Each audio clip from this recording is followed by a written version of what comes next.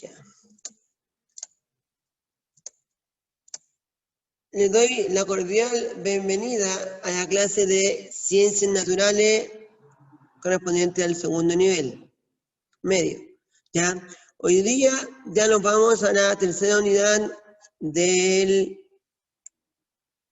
módulo 6, que es reproducción, herencia y evolución. Ya vamos en el tema de la evolución. Ya hicimos reproducción con las etapas de la meiosis y la mitosis. Hicimos herencia tratando de hablar de ADN y cómo este se transmitía de generación en generación. ¿Ya? Y hoy día ya y a partir de hoy nos toca ver todo lo que es evolución. ¿Ya? La tercera unidad se llama Bases Fundamentales de la Variación Orgánica. O sea, de la evolución de las especies en la Tierra y cómo éstas interactúan, ¿ya? Y cómo estas van a perdurar de generación en generación, ¿ya?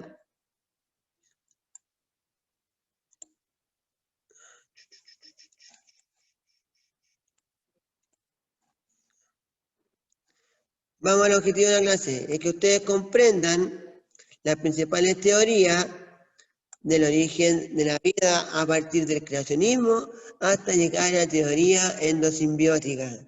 Vamos a pasar por todas las grandes teorías que avalan la existencia, otras no, ¿ya? Pero que según su época eran factibles de decir que esa teoría apoyaba al origen de la vida en la Tierra, ¿ya?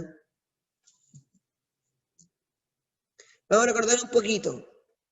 Esto es para hacer un recordatorio fácil y clave en lo que es la biología molecular. Estos procesos de la biología molecular ahora nos van a ayudar ampliamente a entender un montón de factores y un montón de evidencias, tanto biológica como química, de que existen moléculas que nos pueden ayudar a mantenernos vivos. Moléculas como las proteínas, que se forman a partir de ARN y ADN, nos mantienen vivos y nos pueden hacer muchas funciones en nuestro cuerpo humano, como acelerar reacciones químicas, estructurar nuestro cuerpo, transportar oxígeno en alguna, ¿ya? Y también saber que si mantenemos el ADN replicado en una replicación, podemos mantener la información genética y traspasarla de generación en generación. Algo que un poquito más adelante van a comprender en la teoría de Lamarck y en la teoría de Darwin, que son teorías de evolución, teorías evolutivas, para entender por qué es fundamental hoy en día conocer el ADN y saber los procesos que tiene. Replicación, después transcripción para pasar a ARN y después traducción para pasar a proteína. Son fundamentales porque si existe una mutación genética en uno de los componentes del ADN, la estructura, podemos llevar alteraciones y la evolución en sí no se generaría. Lo que ocurriría ahí, en vez de generar una evolución, ocurriría una desevolución. Se desevolucionan la especie, ¿ya? No simplemente tal, logran estar ahí y poder avanzar como especie. Gracias a este dogma central de la biología molecular, tenemos evolución y se evidencia la evolución en la especie. Si, por ejemplo, una célula, sea procarionte, una que no tiene núcleo, sea una eucarionte que tiene núcleo, automáticamente la diferenciamos. Una es más evolucionada, la eucarionte, lo que somos nosotros, los animales, los vegetales, ¿ya? Eucarionte, tiene estos procesos de la biología molecular más acentuados. El ADN se replica de mayor forma y más rápido, se hace una transcripción eficiente y para mantener y para mantener la información genética pase a la formación de proteínas por traducción. ¿Ya? Estos procesos son claves para entender la evolución de la especie. ¿Ya? Comencemos. Vamos a la línea de tiempo para que nos pongamos en contexto. ¿Ya? Primero que debemos decir que la formación de la Tierra fue hace 4.500 millones de años. El origen de la vida en la Tierra, los primeros seres vivos microscópicos que existían en la Tierra, están arraigados recién hace 3.500 millones de años. ¿Ya? Eso quiere decir, y nos quiere dar cuenta, que han pasado mil millones de años desde la formación de la Tierra hasta el origen de las primeras formas de vida. ¿Ya? Después vienen los primeros invertebrados, que no tienen columna vertebral, ya que son los peces que hay en el mar, algunos tipos de peces que no tienen columna vertebral, y otras especies que también se pueden ver en el fondo del mar. Porque a todo esto, las primeras formas de vida están arraigadas en el fondo del mar. De a poco, después se fue avanzando por evolución de la especie para proyectarse afuera del ámbito del agua. ¿Ya? Imagínense, los primeros invertebrados hace 600 millones de años. Ya, y yo voy avanzando. Los primeros peces reales con columna vertebral que tienen se generaron hace 500 millones de años. Imagínense, más de 3.000 millones de años recién para poder tener peces en el mar. Los primeros anfibios se data de que están hace 400 millones de años. ¿Ya? Y los primeros dinosaurios tan conocidos, ¿ya?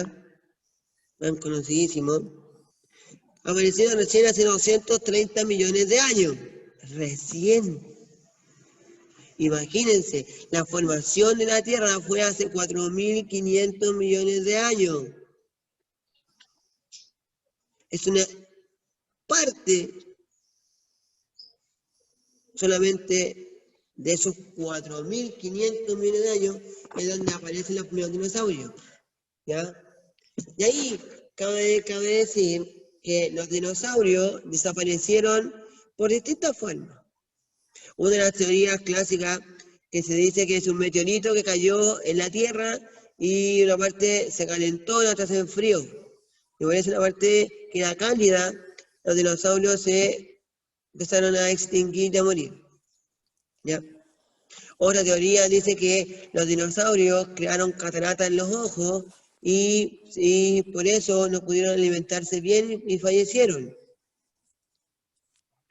Hay muchas teorías. Otra teoría dice que hubo un resfriado común que atacó a los dinosaurios y por eso se enfermaron y se contagiaron todos los animales y a través de un resfrío murieron como pandemia los dinosaurios. ¿Ya? Los primeros mamíferos aparecieron hace 200 millones de años. Y si llevamos al hombre, aquí, aparece hace unos miles de años. ¿Ya? Se dice que en los dinosaurios, los únicos que sobrevivieron a la gran extinción fueron los mamíferos.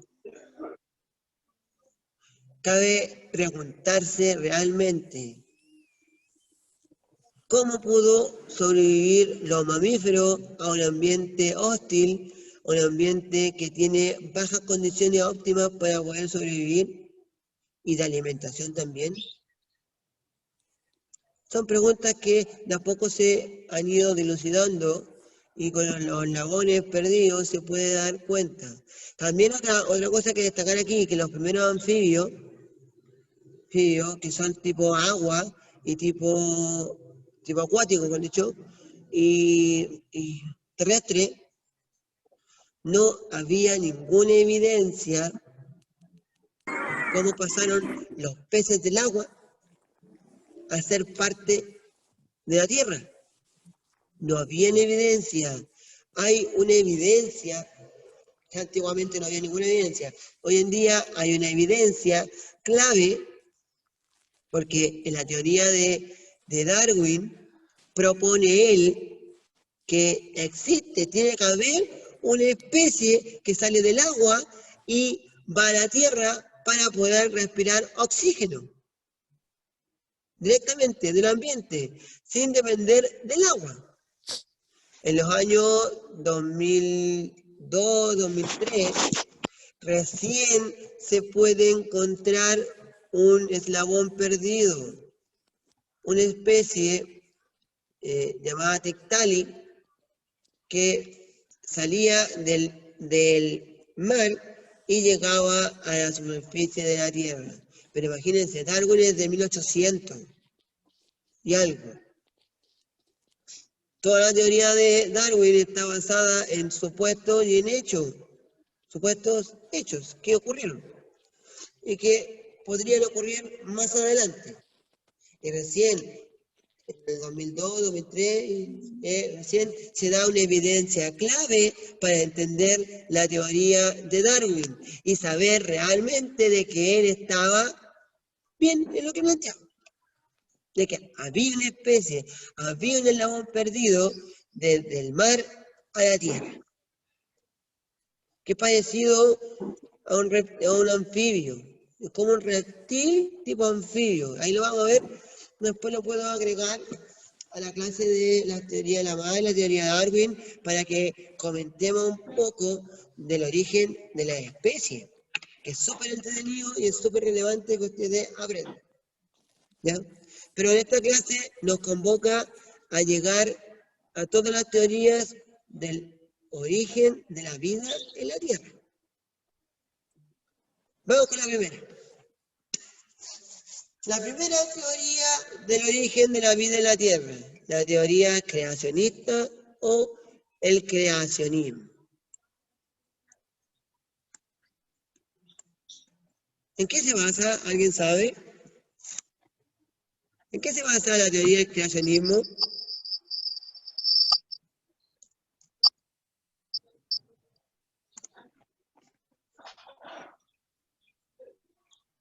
¿En qué se basa? ¿Qué es el creacionismo? La religión.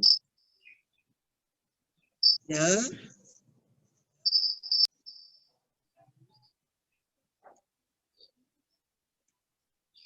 ¿Qué es el creacionismo? ¿Alguien por ahí que me pueda decir?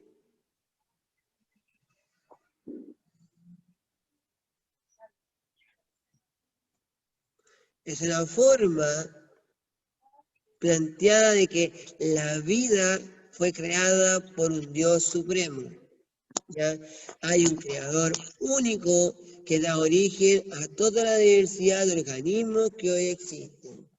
La teoría de que se crea el paraíso, que Dios crea el paraíso, crea a Adán y Eva para que puedan organizar y poder cuidar este paraíso, ¿ya? Y Dios creó todas las especies que hay. También Dios puso el cielo y el mar, la tierra y todo lo que hoy existe.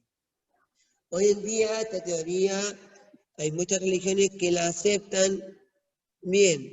Hay otras religiones que también tratan de proponer esta y aparte también explicarnos un poquito la teoría de la evolución. ¿Ya? No es 100% también que se basan en esta teoría del creacionismo. ¿Ya? También hay otras religiones como la católica que también trata en cierta parte de decirnos que también podría existir evolucionismo, que se da libre albedrío a la persona para que crea tanto en el creacionismo como en la teoría de la evolución. ¿Ya? Esta es la primera teoría que nos vamos a encontrar sobre el origen de la vida en la Tierra. La otra teoría, la segunda teoría, es la teoría de la generación espontánea. ¿Ya? La teoría de la generación espontánea postula que los seres vivos se habrían originado a partir de la materia inerte, la materia que no trabajamos, que es como basura, como barro y resto de seres vivos en descomposición. ¿Ya? Esta teoría está basada en la antigua Grecia, ¿ya? Por uno de los exponentes principales del pensamiento filosófico y científico en Grecia, que llamamos Aristóteles. ¿Ya? Aristóteles era un filósofo científico que daba a entender realmente que todo lo que él decía tendría que ser ley para el mundo en Occidente, ¿ya? En el Oriente, ¿ya? Tenía que ser clave, ¿ya? Y él decía que espontáneamente de cualquier materia, basura, barro, lo que sea, se generaba vida. Van Helmont, un científico más reciente, ¿ya?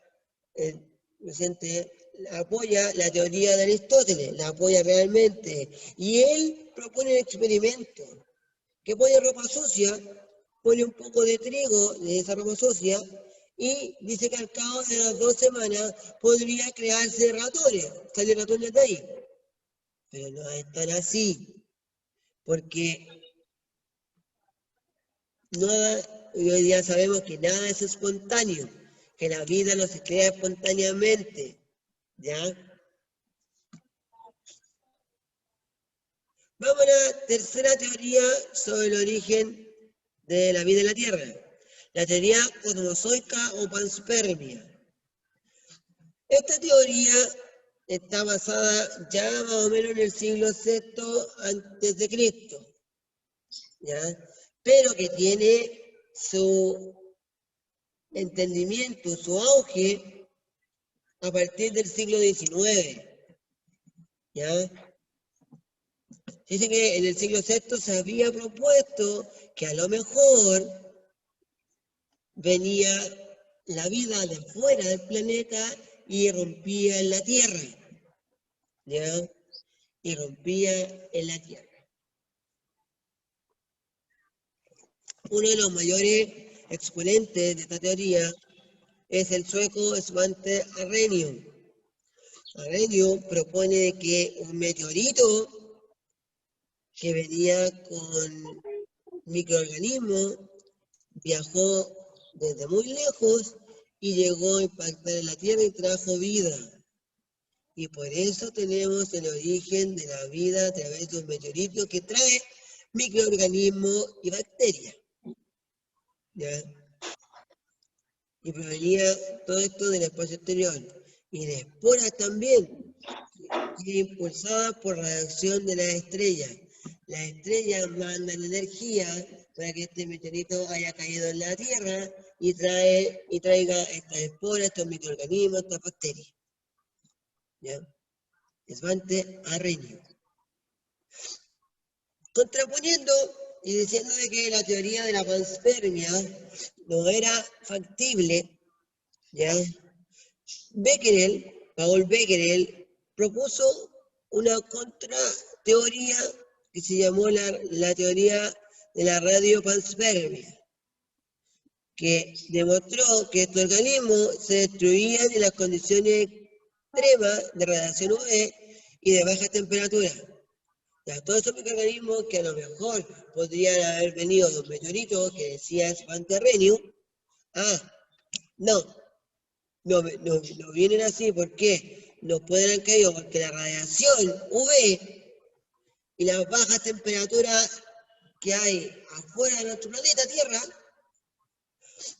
podrían destruir toda evidencia de vida que llegara en un meteorito a la Tierra. Dice que realizó una serie de experimentos que contribuyeron con la teoría de la radiopanspermia, al demostrar la posibilidad de que los gérmenes viajan por el espacio bajo el impulso de radiaciones luminosas de las estrellas. Y esa radiación UV de las estrellas podría matar toda forma de vida y no podría llegar a ser parte de nuestro planeta Tierra.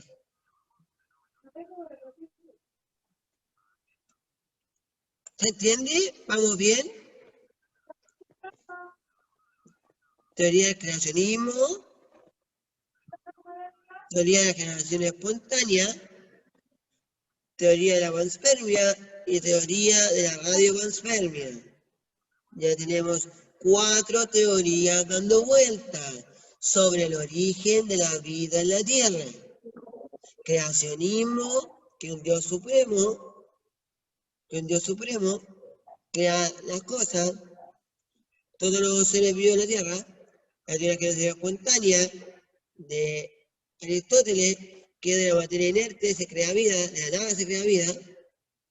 Teoría de la panspermia, que un meteorito cae en la Tierra y trae la vida desde fuera de nuestro planeta Tierra.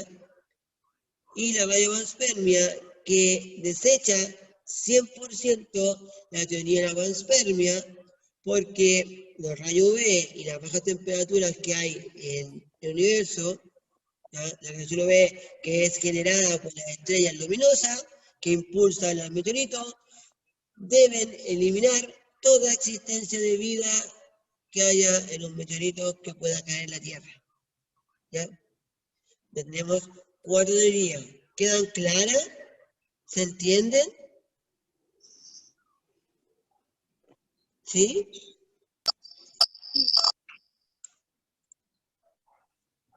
Ya, qué bueno que vayan quedando más o menos claras ya. Sigamos. Vamos a entrar más o menos al despertar del pensamiento científico a 1668. ¿Ya? ¿Por qué le llamamos el despertar del pensamiento científico? Porque se dice que a finales de 1500 se crea el microscopio, 1595 más o menos, hay data de que se crea el primer microscopio, se inventa. ¿Ya?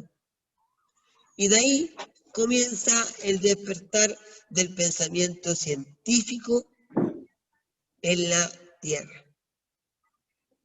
Empezamos a pensar de manera distinta, empezamos a ver un mundo que no conocíamos, el mundo microscópico, ¿ya?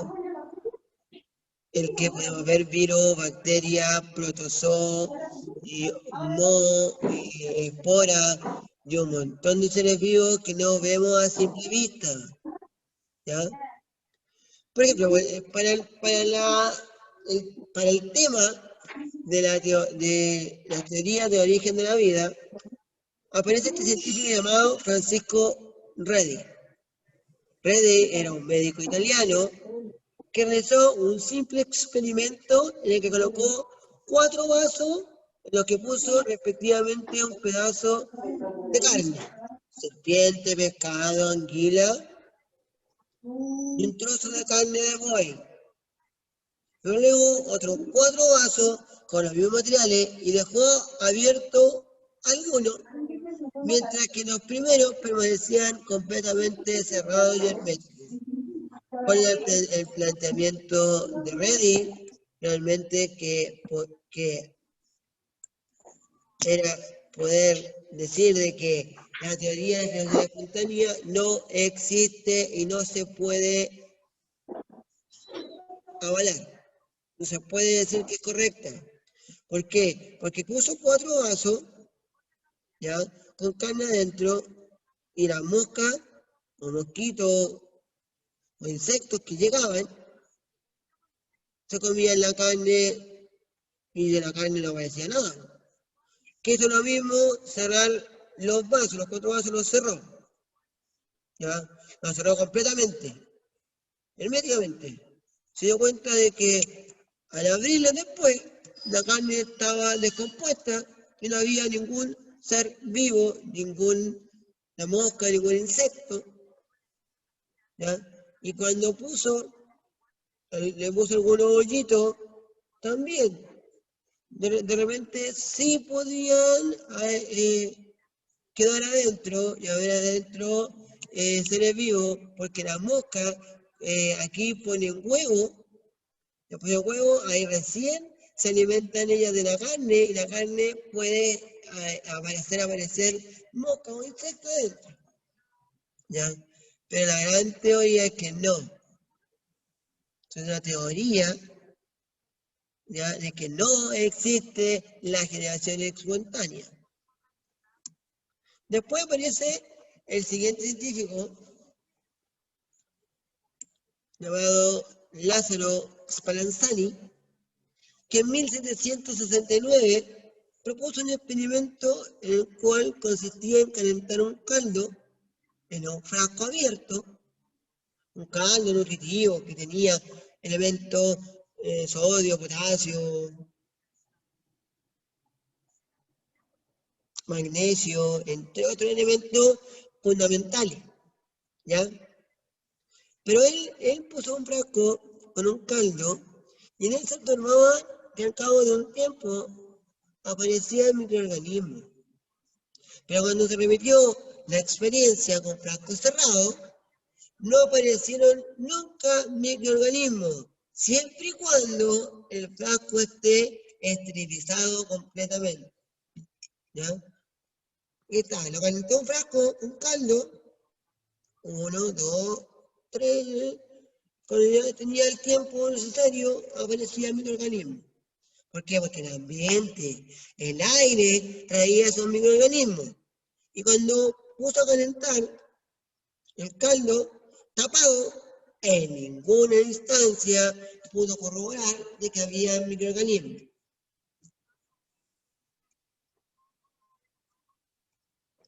Y a partir de eso, se propone la teoría de la biogénesis, ¿ya? La biogénesis es aquel principio en el cual la vida solamente se origina de una preexistente. La vida se origina de una preexistente, ¿ya?, que ha existido antes. Todos los organismos proceden de organismos del mismo tipo y nunca de la materia orgánica, de la materia muerta inerte. Uno de los principales propulsores de la teoría de la biogénesis es este señor llamado Luis Pasteur. Si alguien por ahí lo hace asociación, Luis Pasteur se habla de la pasteurización de la leche. Él propone eliminar todos los microorganismos de la leche para ser consumida en forma eficiente y no dañen nuestro sistema inmunológico, nuestro sistema digestivo, ¿ya? ¿Cómo él hace los experimentos? El experimento de Pasteur, para ya decir que no existe la generación espontánea, es que en un frasco coloca un líquido nutritivo con altas vitaminas, altos aminoácidos, proteínas, lípidos, carbohidratos, ¿ya? El aire podía pasar por los recipientes, recipiente 1, recipiente 2, y ahí le pone calor. Pero así, los microorganismos que quedaban atrapados en el cuello de la botella, aquí porque lo cerraba, quedaban atrapados aquí. Si le corta el cuello, la botella, el líquido se contamina con microorganismos, ¿ya? Por ejemplo, ¿qué decía? Que si aquí yo tenía este cuello de aquí, de este frasco, yo tengo el caldo nutritivo, le aplico calor aquí en medio para sellar aquí y que no pase, y que no haya ninguna cosa, esto se mantenga bien, no sea contaminado, ¿ya? Sigue calentando en el frasco completo, pero ahí se da cuenta de que no hay nada. Como está sellado, no existe el microorganismo. Si yo corto el cuello, la parte de arriba la corto, inmediatamente esto se contamina y adentro hay microorganismos y hay formas de vida.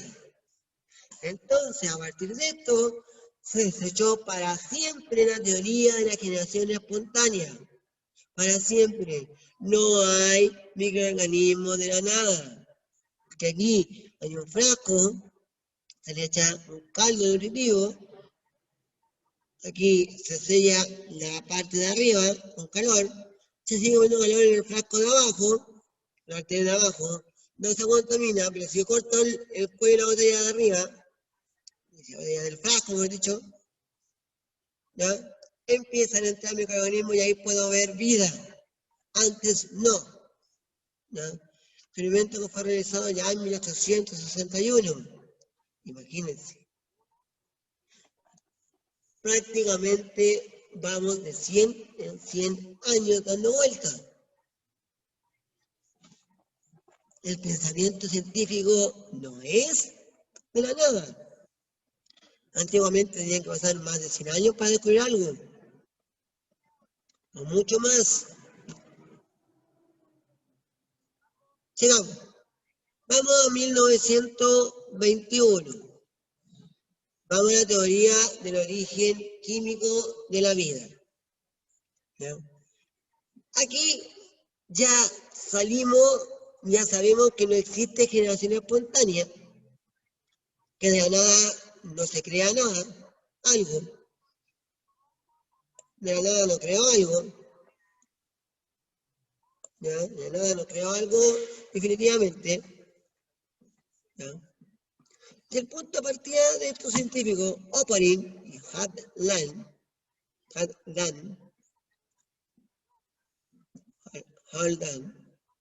estos científicos trataron de describir la atmósfera y describir cómo estaba primitivamente la Tierra para iniciar la vida. Su punto de partida de ello era hace 3.800 millones de años. Podemos decir que la Tierra se origina hace 4.500 millones de años. Recién, después de pasar algo de 800 millones de años, aparece la atmósfera primitiva. Esta estaba formada por metano, CH4, amoníaco, NH3, hidrógeno, H2, y vapor de agua, H2O. Esta atmósfera era reductora y anaeróbica, no tenía oxígeno realmente. ¿Ya? Anaeróbica significa que no tiene oxígeno. ¿Ya? No obstante, en esta sustancia estaban los principales bioelementos que formaban la materia viva: carbono, nitrógeno, hidrógeno, oxígeno. ¿Ya? Pero como no estaba el oxígeno separado del agua, no había una atmósfera rica en oxígeno, como la que tenemos hoy en día. La atmósfera que tenemos hoy en día es rica en oxígeno y permite realmente respirar. Nosotros somos organismos que respiran oxígeno. ¿Ya? Entonces, ¿cómo se formaron las biomoléculas? Las biomoléculas, las primeras principales, como el ADN, como las proteínas, como los lípidos, como el ARN, como los carbohidratos, tenían su origen aquí, en la atmósfera primitiva. ¿Y cómo se generó esta gran macromolécula que era el ADN? Que es el que nos interesa después rescatarlo de esta teoría para entender la evolución de la especie. ¿Ya? Las radiaciones solares y la descarga eléctrica proporcionan la energía suficiente para que los componentes de la atmósfera reaccionasen y se formasen las biomoléculas, compuestos orgánicos sencillos con los que ahora forman los principales compuestos de seres vivos. Descargas eléctricas, porque se supone que llovía bastante en la atmósfera primitiva, antiguamente, ¿ya? Y había muchas tormentas eléctricas. Las radiaciones solares también, los impactos del sol, ¿ya? Formaban estas biomoléculas. ¿Ya? ¿Cuáles fueron estas biomoléculas? Ya saben, azúcares, grasas simples, aminoácidos, otras moléculas sencillas que reaccionan entre sí para dar lugar a moléculas más complejas, como proteínas, lípidos, carbohidratos, ADN en sí. ¿Ya? Ahí está. Se puede decir que la atmósfera reductora, metano, amoníaco, hidrógeno, vapor de agua. Y era una atmósfera reductora que carecía de oxígeno. ¿Ya? Había un caldo primitivo. ¿Ya? ¿Qué es un caldo primitivo? Vamos a otro concepto que hay que manejar. El caldo primitivo es decir que el agua, que todo se generó en el mar, ¿ya? El caldo primitivo le llamaba, según Oparin, a los compuestos orgánicos que se formaron en la atmósfera y fueron arrastrados hacia los mares. ¿Ya? Los orgánicos que se generaron en la atmósfera, arriba de la atmósfera, decantaban por la lluvia al mar, y el mar creaba ese caldo primitivo. Y allí, a lo largo de millones de años, se encontraron formando una disolución espesa de agua y moléculas orgánicas e inorgánicas que él llamó caldo primitivo. ¿Ya? Para que llegáramos a las primeras formas de vida, que son las bacterias, que las bacterias son las primeras formas de vida en la Tierra. En este caldo primitivo, algunas moléculas formaron membranas, originándose una estructura esférica llamada coacervados. Los coacervados son precursores de la bacteria, son como forma de esfera. Algunos coacervados pudieron concentrar en su interior enzimas en las que fabricaban sus propias moléculas y obtenían energía. Por último, algunos pudieron adquirir su propio material genético. Ojo, los coacervados pudieron generar su propio material genético y la capacidad de replicarse, de reproducirse. Y así se formaron los primeros seres procariotas o procariontes, las bacterias. ¿Ya? Las bacterias son organismos procariotas o procariontes. ¿Ya? A partir de los coacervados podemos tener los primeros orígenes de la célula procarionte, que hoy en día sabemos que es la célula en la unidad básica de todo ser vivo. ¿Ya? ¿Se entiende? ¿Queda claro? ¿Cuál es la primera forma o los primeros precursores de la bacteria? ¿Cómo se llaman?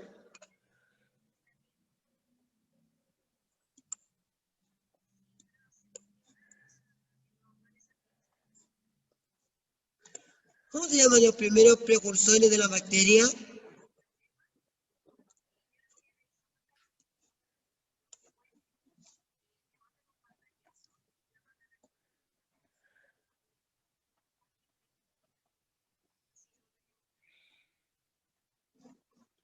Chicos, ¿cómo se llaman los primeros seres vivos?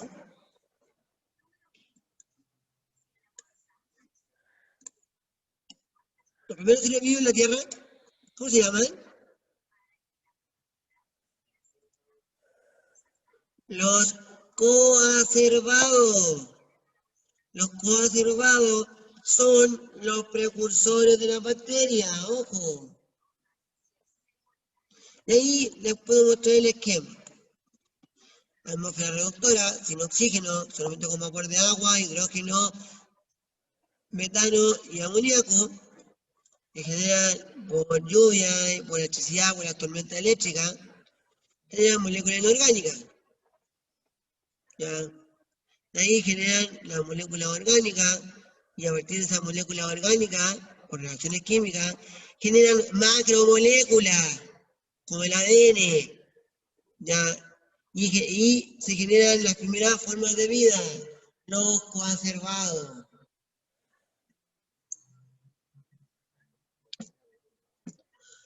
Después de que salimos de la teoría de Oparin y de Haldane,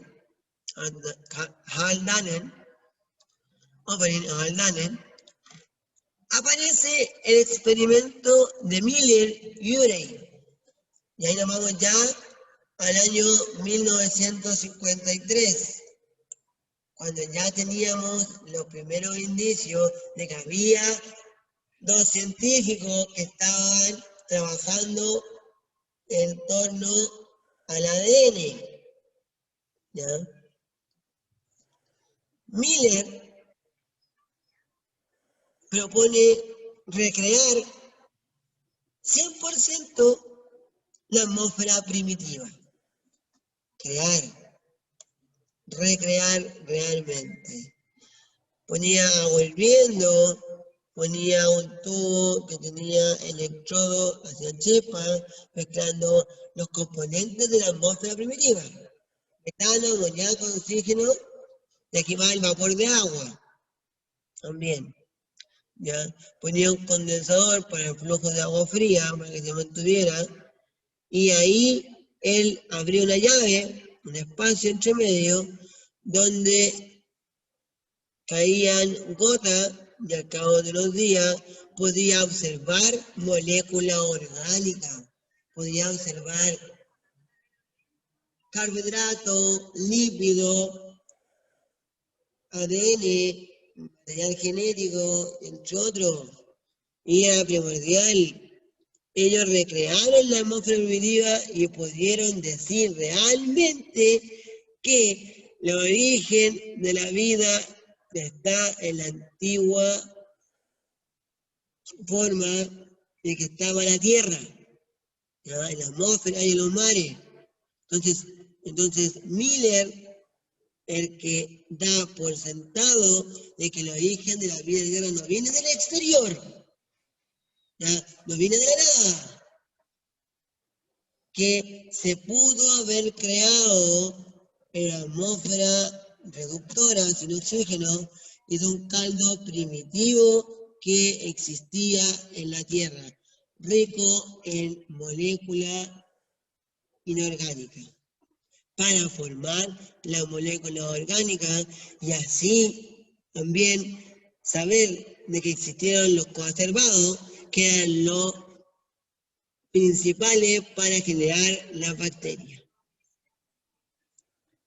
La última teoría que vamos a ver hoy día, y la última teoría para que entendamos el origen de la célula, porque todos los seres vivos partimos de la vida que se origina a través de la célula, ¿ya? Sabemos realmente que la unidad básica de todo ser vivo es la célula, ¿ya? Y podrían ustedes decirme, ya, pero si a partir de los coacervados tenemos la bacteria, la célula procarionte, entonces, ¿y cómo se generó la célula eucarionte?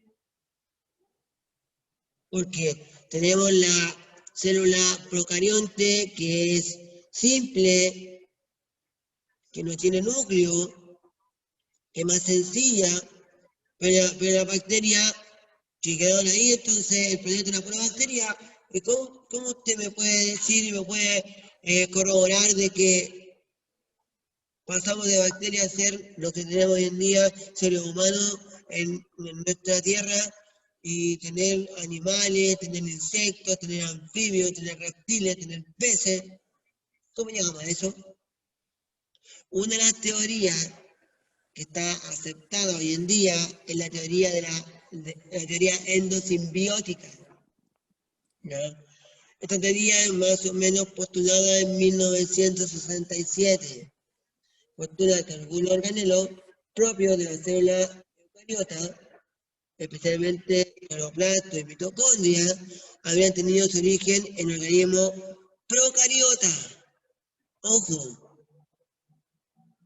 que algunos componentes principales de que hoy en día conocemos de la célula eucariota, porque recuerden que según el experimento de Miller y según el experimento de Oppenheim, según Miller, no hay una atmósfera rica en oxígeno. No hay. No existe. Pero después, con el tiempo, se generó la endosimbiótica, la teoría endosimbiótica, para demostrar que a partir del organismo procarionte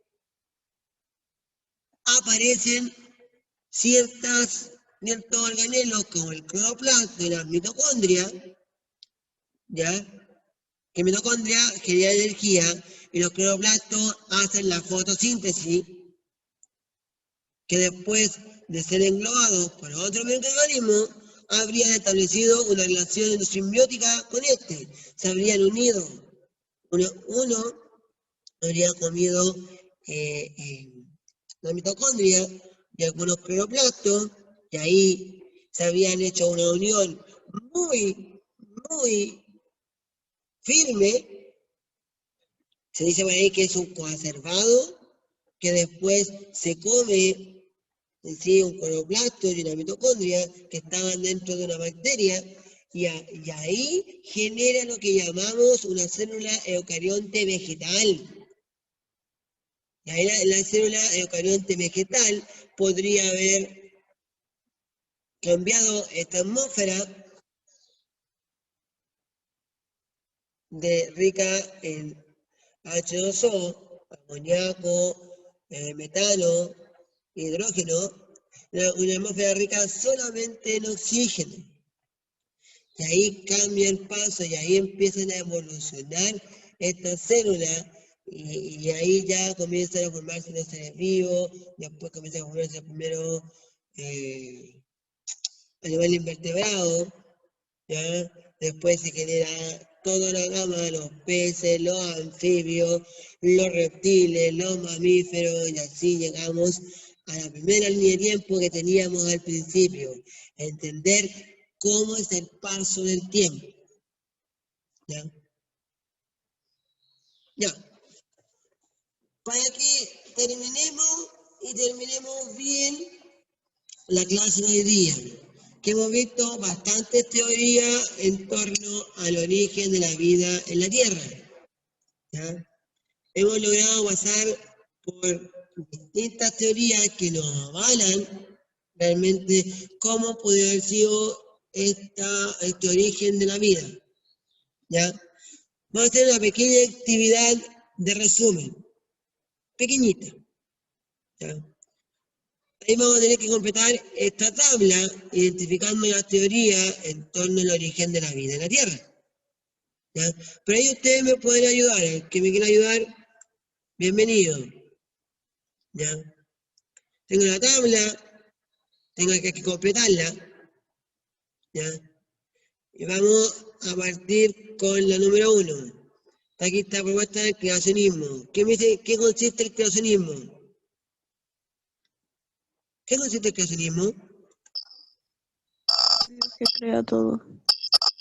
Ya, se crea todo a partir de un Dios supremo. Bien, se crea todo a partir de un Dios supremo. Segunda teoría, ¿cómo se llama? La que postula que los seres vivos se habrían originado a partir de la materia inerte, como basura, barro y restos de seres vivos en descomposición. ¿Cómo se llama esa teoría?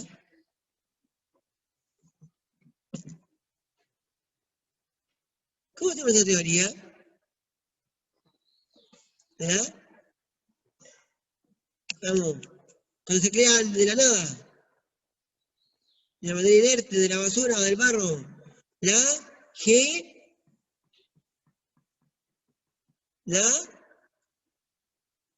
generación espontánea. Ya. Vamos, ¿qué me ayuda con panspermia? ¿En qué consiste la panspermia? ¿De dónde viene el origen de la vida? ¿De dónde viene? ¿De dónde proviene? ¿De dónde proviene? ¿Estaba en la Tierra o estaba afuera? Panspermia. El espacio. Ya. Viene de afuera. Ya, panspermia. De afuera del Bien, viene de afuera. Propone que un meteorito cae en la Tierra y viene con microorganismos y por eso acentúa la vida en nuestro planeta. Ya. Ya, es aquel principio según el cual la vida solamente se origina de la vida preexistente, que ha existido antes. Todos los organismos proceden de organismos del mismo tipo y nunca de materia inorgánica. ¿De qué estamos hablando?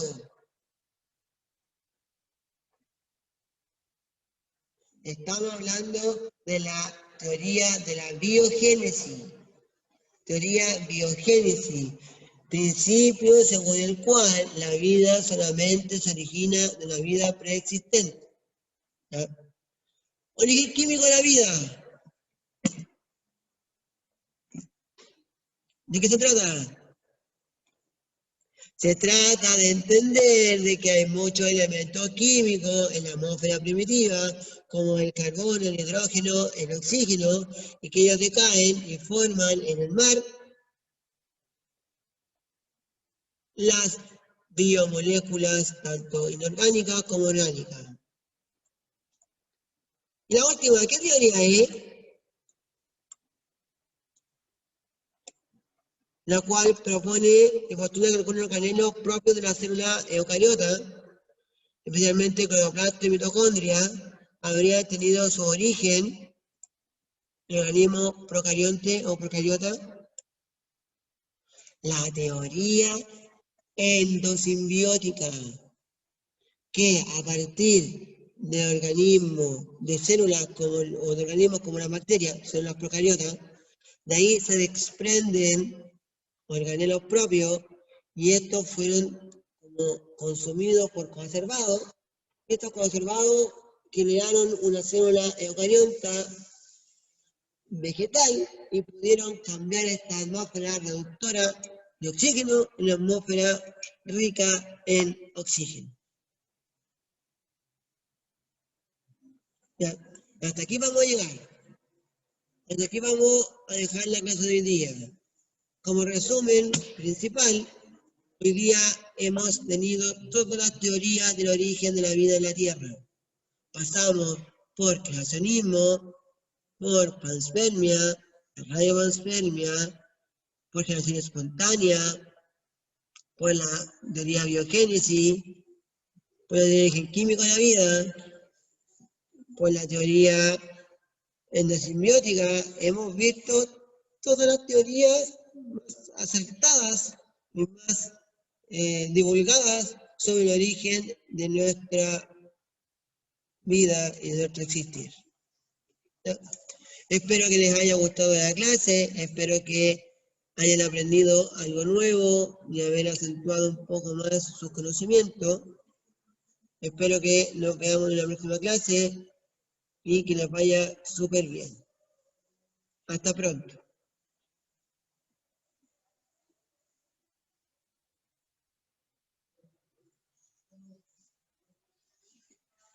Gracias a ustedes por entrar a la clase y a ustedes por aprender nuevos contenidos.